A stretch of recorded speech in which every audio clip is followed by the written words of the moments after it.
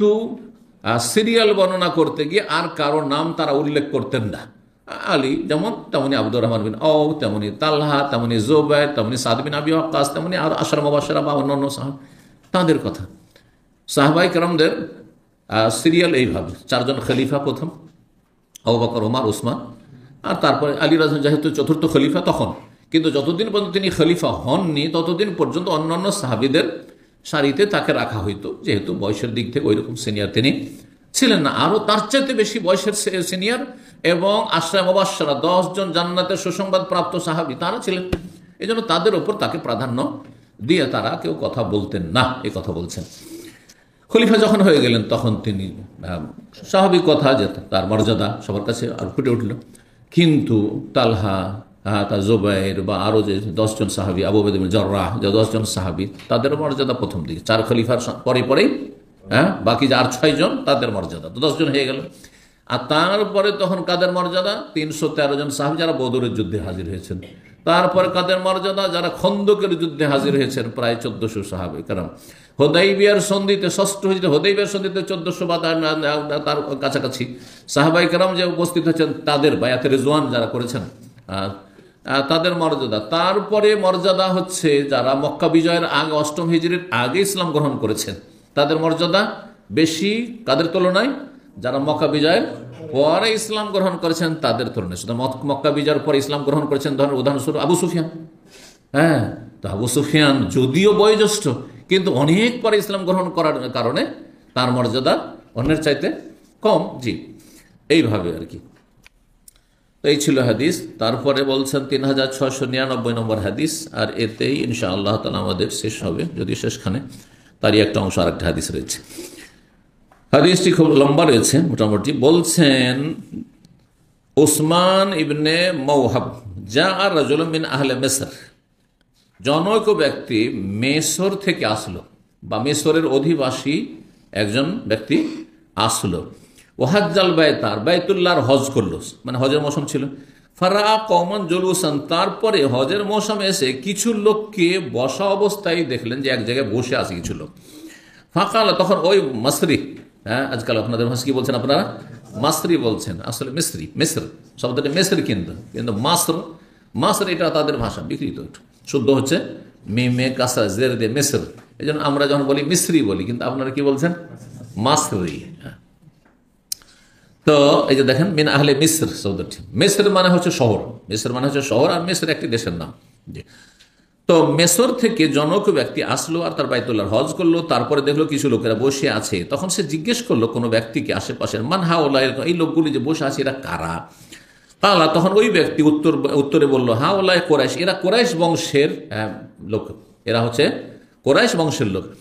কাল ফামানি শেখ ফিহিম, তাদের মাঝে একজন যে বৃদ্ধ মুরব্বী বসে আছেন তিনি আবার কে? তার মানে যে কোরাইশ বংশের লোকেরা বসে আছেন তার মধ্যে একজন সবচাইতে বয়োজ্যেষ্ঠ একজন। তিনি তাকে দেখে ভাবছেন, আর তার সবাই গোলাকার হয়ে বসে তার কথাবার্তা শুনছেন। তো প্রশ্ন জাগলো স্বাভাবিক, আর জিজ্ঞেস করলো যে উনি কে? কালু, তখন লোকেরা বললো তিনি হচ্ছেন আব্দুল্লাহ বিন উমর বিন খাত্তাব আমিরুল মুমিনিনের ছেলে, সিনিয়র সাহাবী আব্দুল্লাহ বিন উমর রাদিয়াল্লাহু তাআলা আনহু। কালা, ওই মাসরি তখন বলছে, ইয়া ইবনে উমর, হে ইবনে উমর। জি, আজকাল বড় বড় উপাধি লাগাইতে হবে, উপাধি লাগাইতে হবে। বেদাতি হইলে এক পৃষ্ঠা শুধু উপাধি, আর যদি সহি আকীদায় চলে আসে তো এত কৃপণ হয়ে যায়, এত বখিলের বখিল যে শেখ হলেও শেখ লাগাবে না, অমুক ব্যাস। আর ওর সাথে মাদানি লাগিয়ে দেয়, তো এটা বড় এহসান করলো, লাগিয়ে দিয়ে। কথা বলছেন না, বেয়াদবি করবেন না, মাঝামাঝি থাকবেন। যুগ উপযোগী আদব অন্তত কিছুটা রাখতে হবে। এখন আমাদের অনেক ভাই দেখা যায় নাম বলে, উদাহরণস্বরূপ বলি, আসাদুল্লাহ গালেব, মনে হচ্ছে ওর ভাতিজে, বা ডক্টর আসাদুল্লাহ গালেব, এভাবে বলবেন আপনি, অসুবিধা। ডক্টর আসাদুল্লাহ গালেব হাফেজাহুল্লাহ তাআলা, আর একটু দুয়া তো বলেন, উদাহরণস্বরূপ বলছি। আব্দুর রাজ্জাক বিন ইউসুফ, মনে হচ্ছে চাচা ভাতিজার সম্পর্ক। শেখ আব্দুর রাজ্জাক বিন ইউসুফ বলেন, মুজাফফর বিন মহসিন এরকম বলেছেন। আরে বললো শেখ মুজাফফর বিন মহসিন, একটা কিছু লাগা, হাফেজাহুল্লাহ ইত্যাদি। এটা আদব আছে সব কিছুর। আপনি মনে করেন যে আপনার ছোট ভাই।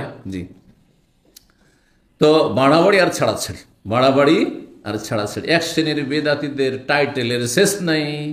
হ্যাঁ, আলেমে রব্বানি, কুতুবে সুবহানি, আর অমুক আর তমুক, আর কি বলছে কায়েদে মিল্লাত, আর শাইখুল ইসলাম, অমুক আর তমুক, হ্যাঁ, শাইখুল হিন্দ, হ্যাঁ হ্যাঁ, শাইখুল আকিদা, অমুক আর তমুক ইত্যাদি। আউযুবিল্লাহ।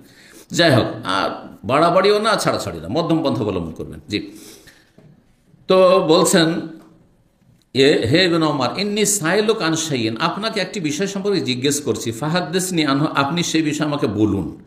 আপনি কি জানেন এই লোক উসমান বিদ্বেষী? এই যে মসরি এসেছে না, কারণ মেসরে বিভ্রান্ত করা হয়েছে, কারণ ওই বাগি যারা বিদ্রোহী তাদের মেজরিটি ছিল কোথা থেকে? মেসরি। আর মেসরির আবেগী বেশি। মেসরিরা যারা আবেগী তারা বেশি বিভ্রান্ত হয়। একটুতে নাচে, একটুতে না চাইলে নাচতে শুরু করে দেয়। এই যে আবেগ দিয়ে কাজ হবে না, বিবেক দিয়ে কাজ নিতে হবে, যে আমার নাচাটা ঠিক হবে কি হবে না। নাচতে বললে নাচতে শুরু করে দেবেন আপনি, বোঝা গেছে?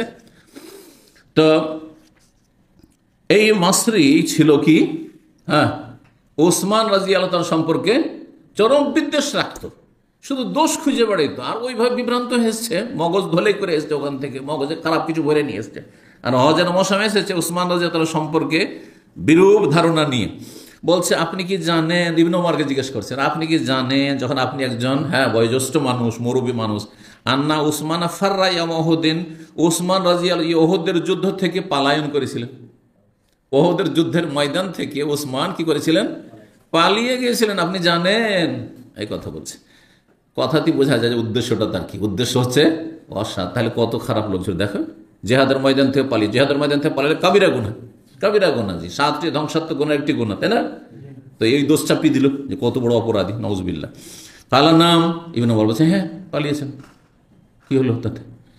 ফাকালা, দ্বিতীয় আবার অভিযোগ বলছে, তালাম, আপনি কি জানেন, আন্নাহু তাগায়্যাবা আন বাদরিন ওয়া লাম ইয়াশহাদ, তিনি বদরের যুদ্ধে হাজির হননি, তিনি সেখানে অনুপস্থিত ছিলেন, সেখানে উপস্থিত হননি, বদরও গেলেন না, আর ওহুদে গেলেন তো পালিয়ে গেলেন। দেখছেন দোষ চাপাচ্ছে কিভাবে? কাউকে দেখতে না পারলে চলন বাঁকা, বুঝতে পারছেন? যাকে খারাপ মনে করেন, ও যদি ভালোভাবে চলে তবু বলবেন দেখো না, হ্যাঁ ও কি করছে, ভান করছে, হ্যাঁ অ্যাক্টিং করছে, ওটাও তো দোষ। আর যদি হ্যাঁ সে যদি একটু হ্যাঁ বীর পুরুষের মতো চলে, দেখো না কেমন দাম্ভিকতার সাথে চলছে, এর অহংকারের শেষ নেই, সব দিকেই দোষ, সব দিকে দোষ। তো এ দ্বিতীয় অভিযোগ, কালা নাম, ইবনে ওমর বলেন হ্যাঁ তিনি বদরের যুদ্ধে হাজির হননি, উপস্থিত হননি, তাতে কি হলো?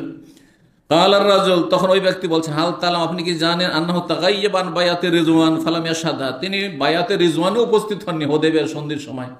1400 সাহাবায়ে কেরাম বায়াত করছেন হুদায়বিয়ার সন্ধি, আর উনি সেখানে অনুপস্থিত, গায়েব সেখান থেকে, এটাও কি জানেন?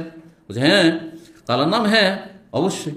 এ তিনটি দোষে হ্যাঁ হ্যাঁ জবাব পর পরে মসরি তো খুব খুশি, মসরি বড়ই খুশি যে কাজ হয়ে গেছে। তাহলে আমার ধারণা তো ঠিকই আছে, সে খারাপ লোক উসমান, তাহলে নাউজুবিল্লাহ কি খারাপ লোক, তাহলে নাউজুবিল্লাহ। আল্লাহ তখন সে বলছে আল্লাহু আকবার, কথা তো ঠিকই, তাহলে যা শুনেছি তো কথা ঠিক। কিন্তু দেখেন এই মুরব্বী, কুরাইশ বংশের মুরব্বী, যিনি বিশিষ্ট সাহাবী, তিনি বলছেন এই কথা। আল্লাহ ইবনে ওমর, তখন আব্দুল্লাহ বিন ওমর বলছেন, শোনো, তাল, আসো আসো আসো, ওবাইয়ুনাল্লাকা, এগুলির রহস্য তোমার সামনে বর্ণনা করি, আমি বিষয়টা ক্লিয়ার করে বলি তোমাকে। আম্মা ফেরার ইয়াউমা উহুদিন, তিনি যে ওহুদের দিনে ওহুদের ময়দান থেকে পলায়ন করেছিলেন, শোনো, আশহাদু, আমি নিজে সাক্ষী দিচ্ছি, আন্নাল্লাহ আফান, আল্লাহ তাকে ক্ষমা করে দিয়েছেন। তারপর তোমার আপত্তি কথা, এবং সেটা কোরআনে কারীম আছে। সেটা কোথায় আছে? নিজের পক্ষ থেকে পকেটের কথা নয়, হ্যাঁ মন গড়া কথা নাই, কোথায় আছে? কোরআন, সূরা আলে ইমরান আয়াত নম্বর 155-তে আছে। সূরা আলে ইমরান আয়াত নম্বর 155। আল্লাহ বলছেন, ইন্নাল্লাযীনা তাওয়াল্লাউ মিনকুম ইয়াওমাল তাকাল জামান, নিশ্চয় তোমাদের মধ্যে যারা উল্টো দিকে ফিরে চলে এসেছিল, মানে রণক্ষেত্র থেকে, জিহাদের ময়দান থেকে, ওহুদের ময়দান থেকে পালিয়ে গিয়েছিল, যখন পেছন দিক থেকে আক্রমণ হয়ে গেল আর সামনের দিক থেকে আক্রমণ, বাঁচানো মুশকিল,